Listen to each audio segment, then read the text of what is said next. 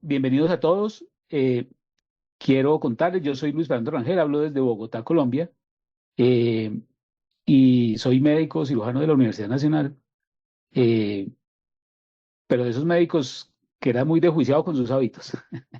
Y llego aquí precisamente por eso. Tenía problemas bien serios de problemas digestivos, tenía problemas de sueño, no dormía bien, no sé si a alguno le ha pasado que duerme pocas horas, es un sueño intermitente o se demora mucho para dormirse o se despierta muy temprano. Me pasaban todos. Eh, con el problema digestivo era que no iba al baño todos los días a hacer del cuerpo. eh, Estreñimiento, indigestiones frecuentes, eso que siente uno la barriga inflada. eh, bueno, la energía estaba por el piso permanentemente y, y tenía un sobrepeso de 13 kilos, casi todos concentrados en la zona abdominal. Y ahí conozco yo todo este plan, toda esta comunidad que me apoya para empezar a cambiar mis hábitos. Además que es un cambio muy amable, muy tranquilo, y eso fue lo que más me ayudó porque no estaba como dispuesto a hacer cosas heroicas. eh, pero un saludo para todos, qué chévere, bastante gente de varios países, pero de Colombia bastantes. Y, Y bueno, arranco yo a la semana y media, paso mi primera noche completa durmiendo y eso para mí fue como un regalo. Cuando llevas tú muchos años sin poder dormir toda una noche y lo logras, pues eso es una maravilla.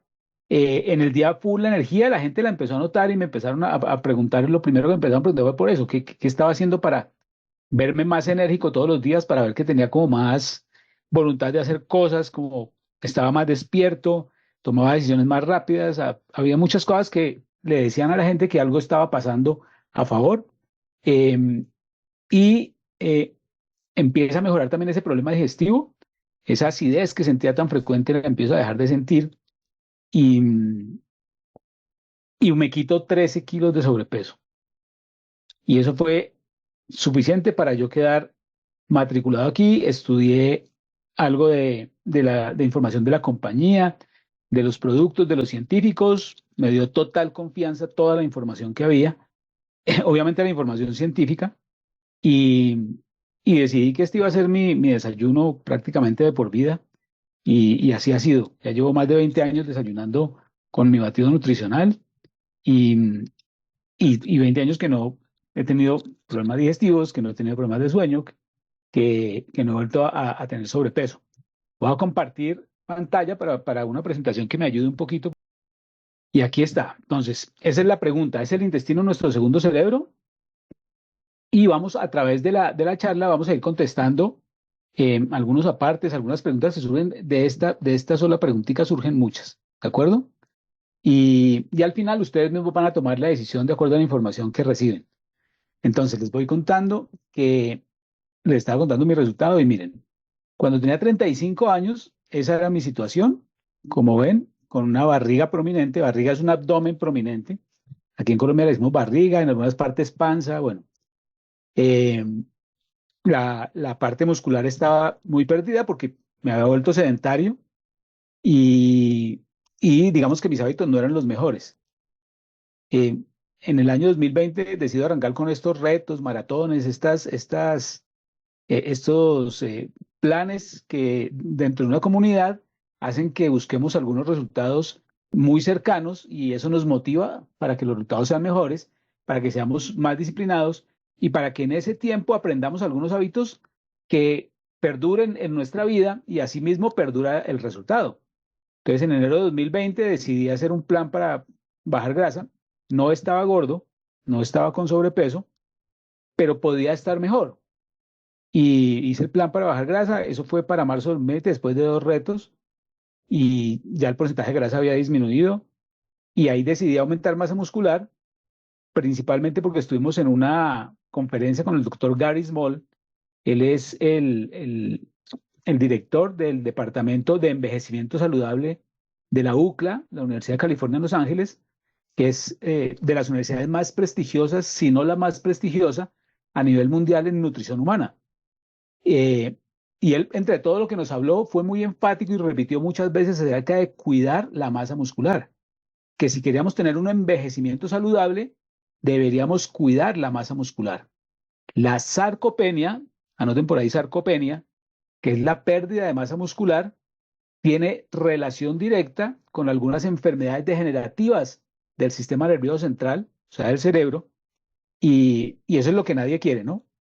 Él nos habló de que el envejecimiento saludable eh, era simplemente mantener nuestra autonomía, es decir, que no dependamos de nadie para nada, así tengamos 120 años. Que si yo a los 120 años quiero trotar, puedo trotar solo, que si quiero lavarme los dientes lo puedo hacer solo, que si quiero hacer una vuelta al banco la puedo hacer solo, que si quiero irme de viaje lo puedo hacer solo, que no dependa de nadie para nada. Ese es el verdadero envejecimiento saludable. También nos dijo que no existía el tal antienvejecimiento, porque al final el envejecimiento sí va a llegar, porque el tiempo es el tiempo y lo vamos a pasar. Pero lo importante era llegar lo más autónomos posibles. Y ahí fue que tomé la decisión de volver a mantener mi masa muscular.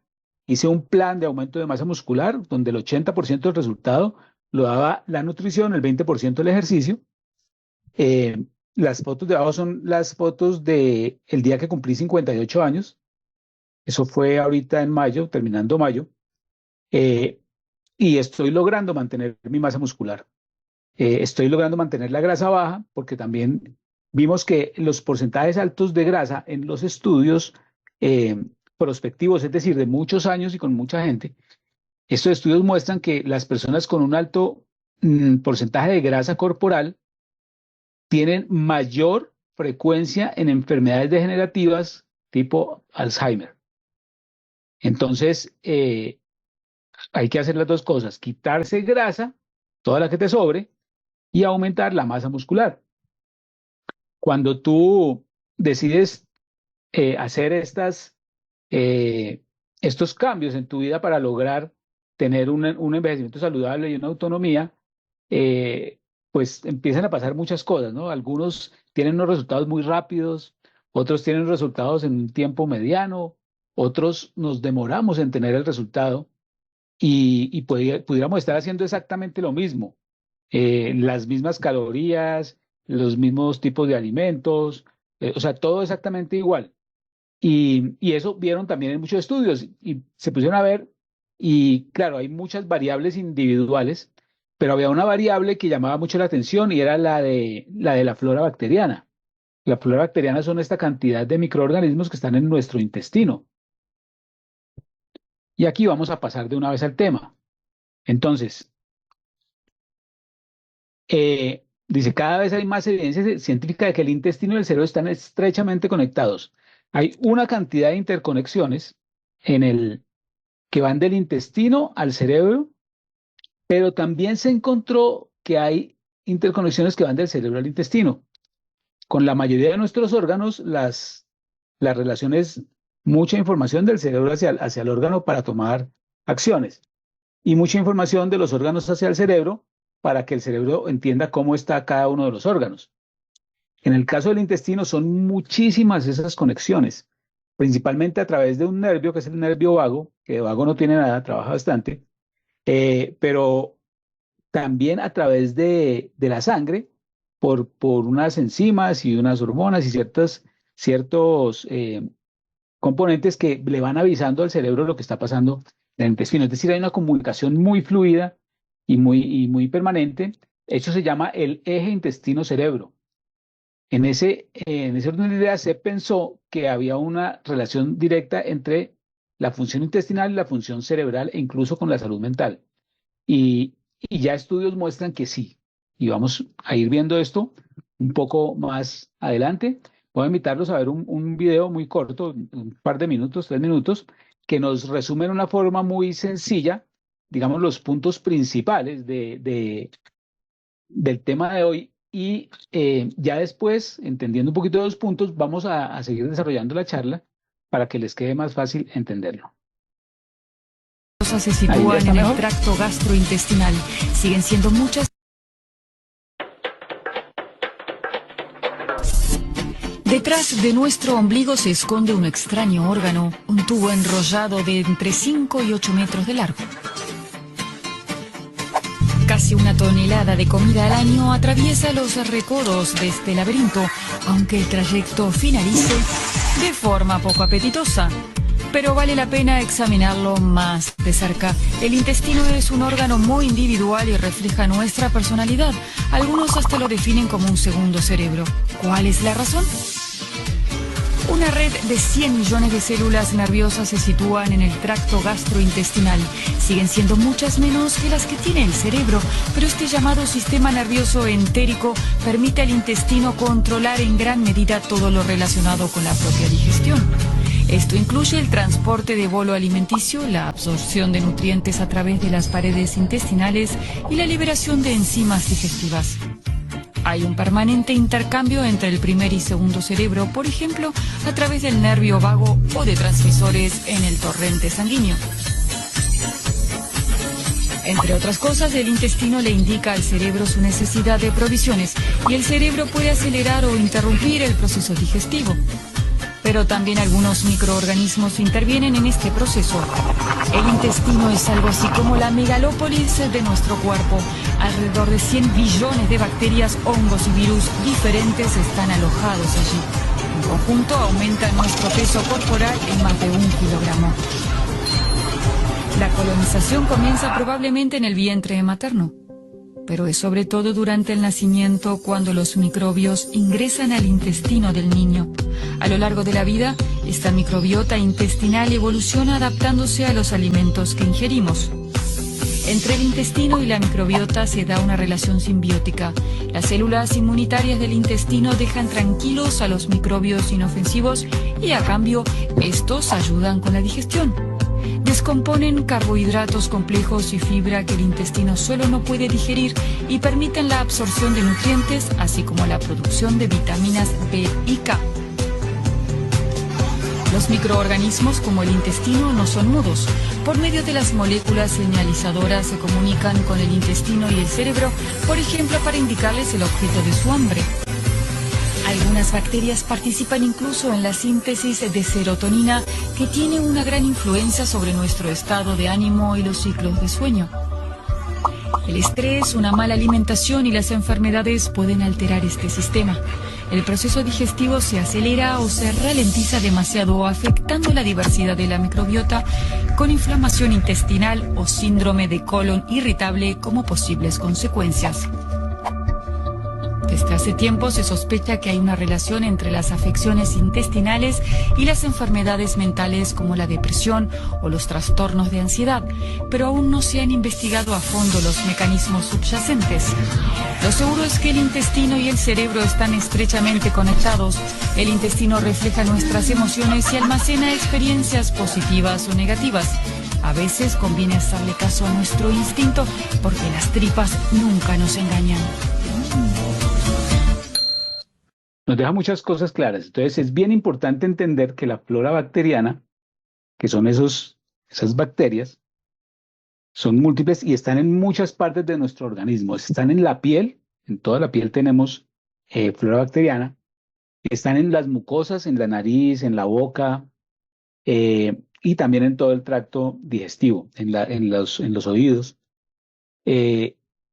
Estas bacterias, estos organismos, pues son bacterias, virus, hongos, son muchos microorganismos de diversas clases, los que van colonizando en nuestro organismo y se crea una relación simbiótica. ¿Qué es simbiótica? Que ellas nos aportan algunas cosas y nosotros les aportamos algunas cosas. Nosotros le damos comidita, le damos vivienda, las dejamos ahí vivir bien tranquilas. Y ellas a cambio nos producen enzimas, nos ayudan a entrenar nuestro sistema de defensa, nos ayudan a producir vitaminas. Y eso, mientras se mantenga en forma simbiótica, es muy valioso. Eh, digamos que el problema viene cuando hay una alteración de ese mundo que tenemos dentro y se crea lo que llamamos una disbiosis. Vamos a ver más adelante cómo esa alteración surge casi que porque nosotros mismos lo patrocinamos. surge por la toma de, por ejemplo, de antibióticos, la autoformulación, cuando nosotros mismos decidimos hacer cosas con los antibióticos. Un ejemplo súper claro, aquí en Colombia se usa mucho ir a la farmacia para que te den un antibiótico para una gripa, y la gripa no se trata con antibióticos, pero te ponen una inyección con un antibiótico y lo único que hace es dañar la flora bacteriana, genera disbiosis y altera toda esa cantidad de funciones que vimos ahorita, que tiene esta flora. Bueno, esta flora, en conjunto con donde está viviendo, o sea, con nuestro organismo, se llama microbioma, perdón, microbiota. Esa microbiota tiene además lo que produce la interrelación entre las dos partes. Esas enzimas que se producen, el mismo ADN de esos bichitos, eh, todo ese universo se llama microbioma. Y digamos que es el término que van a escuchar de aquí en adelante. Flora bacteriana ya no se vuelve a escuchar, la microbiota se va a escuchar, pero el microbioma va a ser el principal término que van a escuchar y ya saben qué es. Es tanto la flora como nosotros, como la interacción entre ellos dos, como lo que produce esa interacción. ¿De acuerdo? Entonces, dentro de nuestro intestino hay trillones de microorganismos y todo eso se llama microbioma. Cada microorganismo son trillones, pero cada uno de ellos tiene una función específica. Imagínense eh, esa perfección de la naturaleza. El microbioma nos ayuda en procesos como la digestión, por ejemplo, nos ayuda a digerir algunos carbohidratos. El microbioma nos ayuda bueno, también nos ayuda a mejorar el tránsito digestivo, nos ayuda con con el sistema de defensa. Entonces, vamos a ver ahorita cómo el sistema de defensa tiene varios niveles. De hecho, hay una charla también sobre eso, en la cual el primer nivel, la primera barrera, pues es la piel y las mucosas.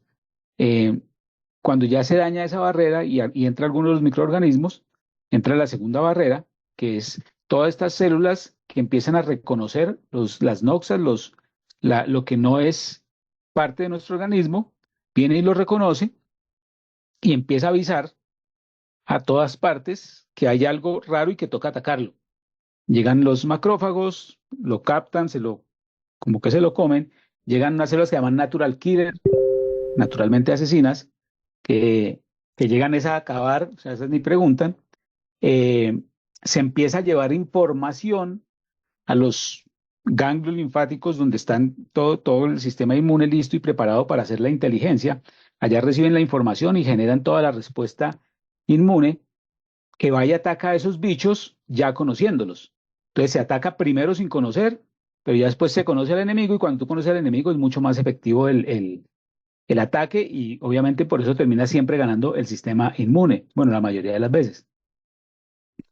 Y resulta que esta microbiota lo que hace es entrenar a todo nuestro sistema inmune.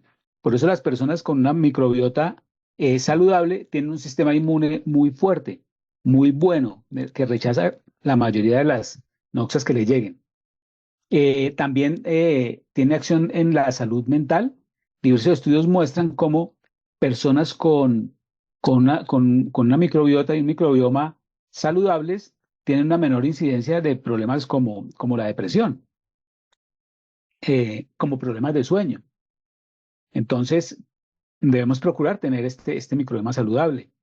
Eh, y así, si me pongo yo a hablar, por todos lados tiene funciones eh, el microbioma y la microbiota, por lo tanto es importantísimo mantener esa simbiosis, procurar no generar la disbiosis, o sea, el romper el equilibrio, ¿sí?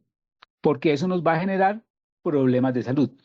Y es más sencillo de lo que sabemos. Ahorita vamos a ver qué hay que hacer para mantener un microbioma saludable, ¿de acuerdo? Bueno, ahora el neurobioma, porque ese es el término nuevo. Entonces habíamos hablado de la flora bacteriana, de la microbiota y del microbioma. Ahora hablamos del neurobioma. Y el neurobioma es ya el conjunto completo con el cerebro. Ya es esa conexión entre intestino y cerebro. Y vemos que hay una comunicación bidireccional, es decir, tanto del cerebro hacia el intestino como del intestino al cerebro, hay una información permanente de lado a lado, aprendiendo cada uno del otro y haciendo las respuestas que requiera cada uno del otro. El impacto en la salud mental, desequilibrios en el microbioma pueden afectar el estado de ánimo, la cognición y hasta trastornos como ansiedad y depresión. Esos ya son estudios científicos, o sea, no es que nos imaginemos, es que está pasando. Entonces, más razones para tener un microbioma lo más saludable posible. Y los estudios científicos eh, están estudiando en todas partes del mundo. Todas las universidades tienen algún tipo de investigación en cuanto al microbioma y el neurobioma para ver cómo podemos aprovecharlo para mantener salud por más tiempo. Ahora, la parte fundamental para mantener esta disbiosis, para lograr que este microbioma se mantenga en la mejor forma, es la alimentación. Y aquí es el 80-90% de lo que pase con tu microbioma depende de lo que tú comes. ¿Cómo se forma el microbioma? Empezamos desde el momento del nacimiento. Se ha visto cómo los bebés que nacen por cesárea y los que nacen por parto vaginal ya empiezan a tener una diferencia en el microbioma. Obviamente, en el momento en que se nace por el parto vaginal, hay contacto con más microorganismos que cuando se nace por cesárea. Y esos microorganismos, al contrario de pensar que pudieran enfermar al bebé, lo que lo van a hacer es más saludable, porque lo van a empezar a entrenar en su sistema inmune. A medida que va pasando los días, el medio ambiente se encarga de proveer toda esa cantidad de microorganismos y sigue creciendo esa flora bacteriana. Con la llegada de la comidita diferente a la leche materna, empezamos a adquirir todavía más flora, pero además empezamos a comer los prebióticos, que ahorita vamos a ver que son sustancias que alimentan los probióticos, que son los bichitos. Eh, Ahora, entonces, para tener una alimentación saludable, ¿cuáles son las características que debemos procurar tener en todo plato que nos sirvamos? Lo primero, tener alimentos ricos en fibra, porque la fibra son los esqueletos de los vegetales, de las plantas. La recomendación es que comamos al menos 40 plantas a la semana. No, no 40 árboles, no se van a comer 40 árboles, sino 40 tipos diferentes de plantas a la semana. Eh, Porque cada una de las plantas te puede aportar cosas diferentes, o sea, la diversidad es muy importante. Entonces, cuenta a ver cuántas has comido esta semana y cuántas te faltan para que las agregues a los platos que te hacen falta. Los antioxidantes y los nutrientes, los alimentos ricos en antioxidantes y nutrientes apoyan la salud del intestino y del cerebro. A ver, los antioxidantes, que son las vitaminas, los minerales, los micronutrientes, ellos nos van a apoyar mantener un microbioma saludable. Aparte de todas las otras funciones enzimáticas, es decir, de aumentar la velocidad de ciertos procesos que también tienen una acción directa sobre mantener un microbioma saludable. Por eso es importante que comamos antioxidantes y que comamos buenos nutrientes. Recuerden el concepto de la alta densidad nutricional, que son alimentos con muchísimos nutrientes y pocas calorías. Busquemos siempre alimentos de alta densidad nutricional. Muchos nutrientes con poquitas calorías. Evitar los procesados. Los alimentos procesados pueden desequilibrar el microbioma y al desequilibrar el microbioma pues afectan la salud. Entonces evitar enlatados, evitar ultraprocesados eh, y así vamos a tratar de tener más tiempo de vida saludable. Una hidratación adecuada. Miren, el agua es esencial para todas las funciones. eh, para la función intestinal es absolutamente indispensable. La materia fecal se conforma de fibra, agua y detritus.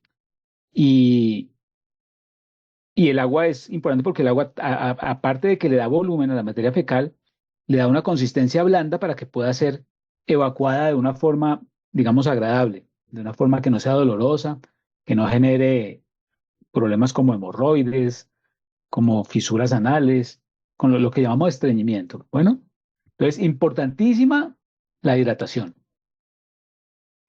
Ahora, ¿cómo los alimentos afectan el microbioma y el neurobioma? Aquí vemos, en la parte de arriba quedó cortado, pero bueno, son algunos de los alimentos que nos ayudarían a, a mejorar la salud del microbioma, ¿sí? El primero son los, lo que se llama almidones resistentes. En los almidones resistentes, el ejemplo más claro es el arroz. Cuando tú cocinas el arroz, lo enfrías 24 horas y lo comes, ese almidón ya se ha vuelto de la tercera clase. Hay almidones de varias clases. En la primera son almidones que se absorben y rápidamente y suben rápido los niveles de glucosa y estimulan la insulina muy rápido. Digamos que son los menos saludables. Hay unos de una mediana velocidad y hay unos que o son muy demorados o simplemente ya no se absorben. Y esos, en ese grupo está el almidón resistente. Entonces, un buen truco para el que le gusta el arroz, pero le da cosa comérselo, pues es calentarlo, perdón, prepararlo, cocinarlo, dejarlo enfriar y comerlo 24 horas después. Incluso lo puede volver a calentar, porque no, el almidón no vuelve a recomponerse como un almidón de primera clase, sigue quedando allá en la clase de los que son más demorados o que prácticamente no se absorben, o sea que no suben la glicemia y no suben la insulina. Los alimentos fermentados, como la kombucha, el kefir, el yogur, el miso, eh, también actúan tanto como probióticos como prebióticos, porque digamos el kefir como tal es un probiótico, son los bacilos, pero cuando nos comemos lo que se produce de dejar el kefir en la leche o en el agua, eso es un prebiótico. Entonces, también son buenos el chucrut. Bueno, la mayoría de los fermentados te van a aportar salud para tu microbioma. Y los alimentos ricos en fibra, como los espárragos, alcachofas, puerros, legumbres, etcétera, porque van a alimentar, van a actuar como prebióticos, van a ayudarte a que esos probióticos estén bien alimentaditos y bien fuertes. Entonces, miren, la composición ¿en qué forma afecta? En la composición microbiana, porque diferentes nutrientes y fitoquímicos de los alimentos determinan qué microorganismos van a prosperar en el intestino. Es decir, de lo que tú te comes, va a resultar lo que va a quedar allá en todo tu microbioma.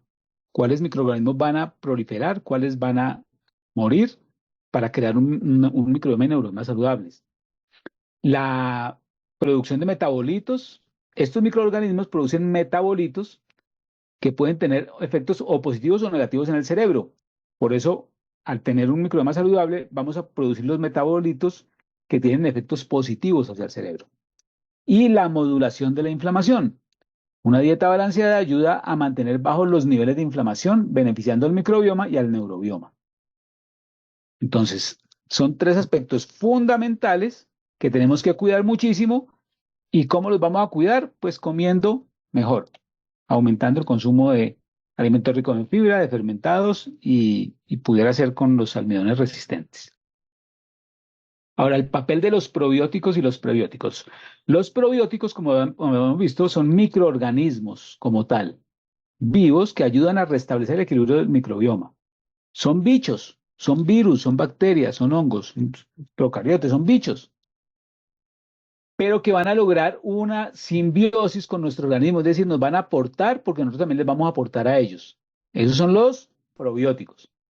¿Qué son los prebióticos? Son fibras dietéticas que alimentan a los probióticos y fomentan su crecimiento. Entre los prebióticos, por ejemplo, hay uno súper importante que se llama inulina. Anótenlo por ahí. Inulina es de los probióticos más importantes, del que más nos va a ayudar en toda esta función que tenemos de mantener un microbioma saludable. Y en esto hay sinergia, es decir, no, si tenemos muchos probióticos pero no tenemos probióticos, no es tan bueno. Tenemos muchos probióticos pero no probióticos, no es tan bueno. Entonces, hay una sinergia, es decir, estos dos no se suman, sino que se multiplican. Es un trabajo en equipo muy bien hecho. Entonces, tenemos que cuidarnos de las dos partes, tanto de probióticos como de prebióticos. Y obviamente evitar lo que le haga daño a ellos. Ahora, algunos consejos para mantener un intestino sano. Primero, una alimentación equilibrada, basada en alimentos ricos en fibra, antioxidantes y nutrientes, ya vimos por qué. Muy variada, de todos los colores posibles, eh, cuidando siempre que haya variedad. O sea, cuando tú comes uno o dos tipos de verduras solamente, uno o dos tipos de frutas solamente, digamos que no estás brindando la posibilidad de alimentar, de cuidar ese microbioma. Entonces, entre más variado sea, mejor. Por ejemplo, mi ensalada de mi almuerzo de hoy tenía 7 colores diferentes. Y en general no bajo de 5 colores en la ensalada. No tienes que hacer una cantidad, pues lo haces porcionado, pero que tenga muchos colores. Al tener varios colores, tiene varios tipos de nutrientes diferentes. Bueno, segundo, actividad física regular. El ejercicio, según todos los estudios, ayuda a mantener un microbioma diverso y funcional. Entonces, anota ahí cuánto ejercicio estoy haciendo. Y de acuerdo con eso, pues vas mirando qué más tienes que hacer. Bueno, en lo de alimentación equilibrada se me olvidó un concepto bien importante actualmente, eh, y para definirlo se llama comer con alegría.